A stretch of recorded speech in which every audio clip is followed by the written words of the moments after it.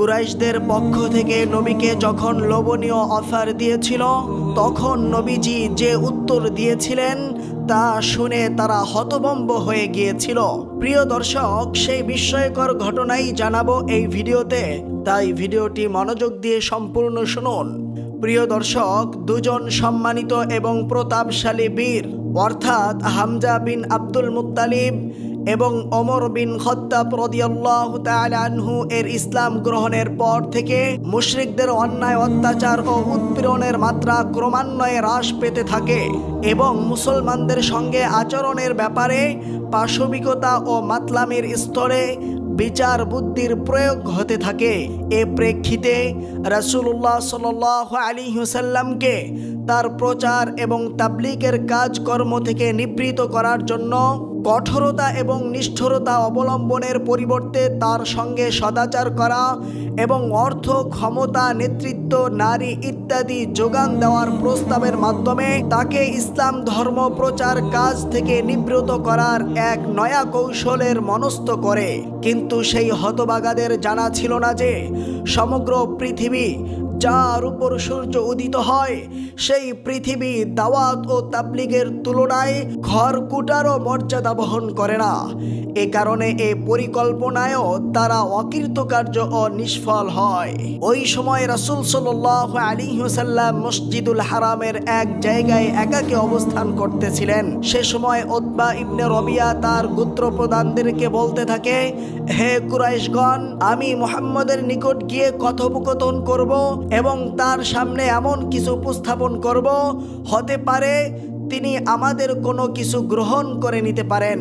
তবে যা কিছু তিনি গ্রহণ করবেন আমরা তাকে তার প্রচার অভিযান থেকে নিবৃত করে দিব। এটা হচ্ছে সে সময়ের কথা যখন হামজা মুসলিম হয়ে গিয়েছিলেন এবং মুশরিকগণ দেখতেছিল যে মুসলমানদের সংখ্যা ক্রমান্বয়ে বৃদ্ধি পাচ্ছে। উতবা ইবনে রবিয়া এর উপনাম ছিল আবুল ওয়ালিদ। মুশরিকরা বলল, আবুল ওয়ালিদ, আপনি যান এবং তার সাথে কথা বলুন। অতঃপর উতবা সেখান থেকে উঠে নবী করিম সাল্লাল্লাহু আলাইহি ওয়াসাল্লামের নিকট বসল এবং বলল, হে আমার ভাতিজা, আমাদের গোত্রে তোমার মর্যাদা ও স্থান আছে এবং বংশীয় যে সম্মান আছে তা তোমার অজানা নয়। এখন তুমি নিজ গোত্রের নিকট এক বড় ধরনের ব্যাপার নিয়ে এসেছ, যার ফলে গোত্রের বিভিন্ন লোকজনের মধ্যে বিভেদ সৃষ্টি হয়ে গেছে। ওদের বিবেক বুদ্ধিকে নির্বুদ্ধিতার সম্মুখীন করে ফেলেছ। তাদের উপাস্য প্রতিমাদের এবং তাদের ধর্মের দোষ ত্রুটি প্রকাশ করে পূর্বপুরুষদের কাফের সাব্যস্ত করেছ। এসব নানা সমস্যার প্রেক্ষিতে আমি তোমার নিকট কয়েকটি কথা পেশ করছি, তার প্রতি তুমি মনোযোগী হও। এমনটি হয়তোবা হতেও পারে যে কোনো কথা তোমার ভালো লাগবে এবং তুমি তা গ্রহণ করবে।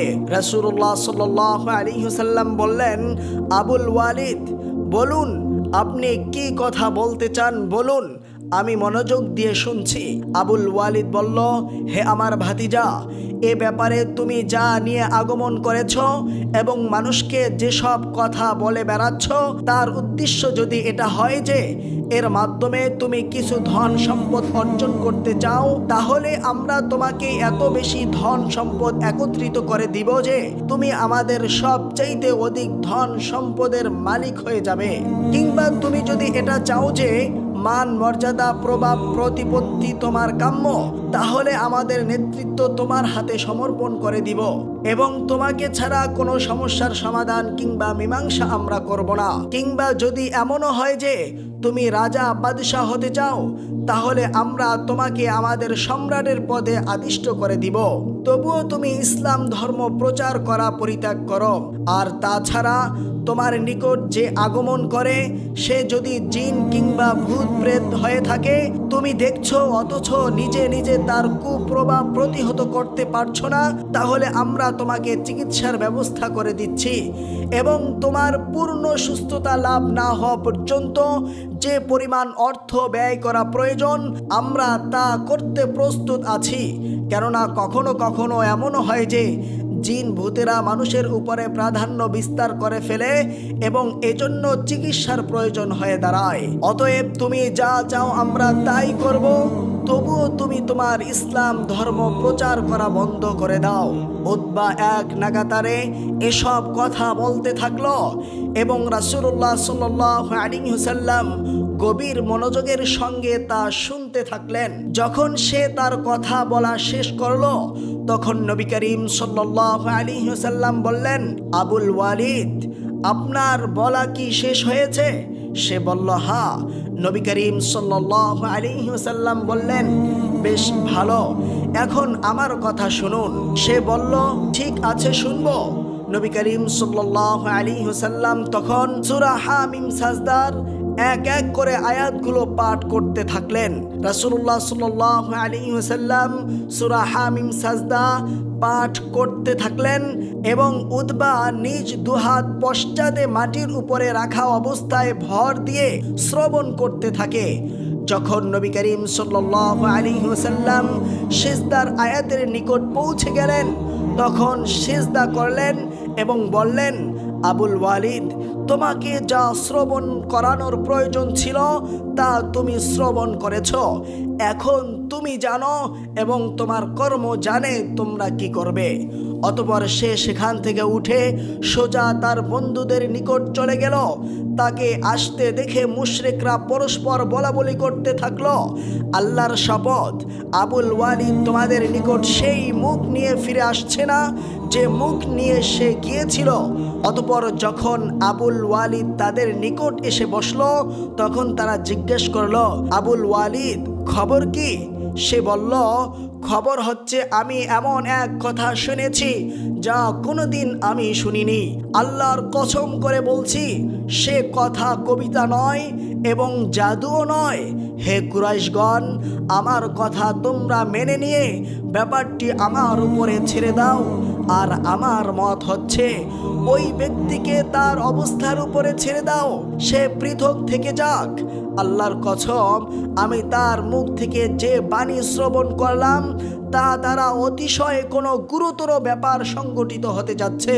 আর যদি তাকে কোনো আরবীয় ব্যক্তি হত্যা করে ফেলে তবে তো তোমাদের কর্মটা অন্যের দ্বারাই সম্পন্ন হয়ে যাবে। কিন্তু এ ব্যক্তি যদি আরবীয়দের উপর বিজয়ী হয় এবং প্রাধান্য বিস্তারে সক্ষম হন তাহলে এর রাজত্ব পরিচালনা প্রকৃতপক্ষে তোমাদেরই রাজত্ব হিসাবে গণ্য হবে।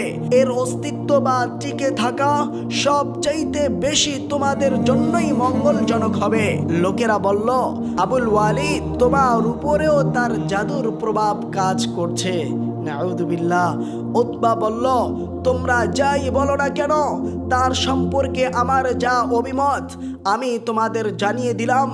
এখন তোমরা যা ভালো মনে করো তাই করবে। প্রিয় দর্শক, যখন তারা দেখলো লোভনীয় অফার দিয়েও কোনো কাজ হলো না তখন তারা বিভিন্নভাবে আল্লাহর নবীর উপরে অত্যাচার আর নির্যাতন করতে থাকে। একবার আবু জাহাল নবীজিকে পাথর মারতে গিয়েছিল, কিন্তু বিশাল আকৃতির উট এসে তাকে এমন ভয়ঙ্করভাবে বাধা দিচ্ছিল যে সে ভয়ে মাটিতে লুটে পড়েছে। এবং সেদিন কি ঘটনা সংঘটিত হয়েছিল তা জানাবো পরবর্তী পর্বে। পরবর্তী পর্বটি দেখতে সার্চ করুন নবীজির জীবনী পর্ব 11, অথবা এই ভিডিওর ডেসক্রিপশনে পরবর্তী ভিডিওর লিঙ্ক পেয়ে যাবেন ইনশাআল্লাহ। সম্মানিত দর্শক শ্রোতা, ভিডিও শেষে আপনাদের কাছে ছোট্ট একটি অনুরোধ, আমাদের চ্যানেলটি সাবস্ক্রাইব করে পাশে থাকা বেল আইকনটি প্রেস করে রাখুন।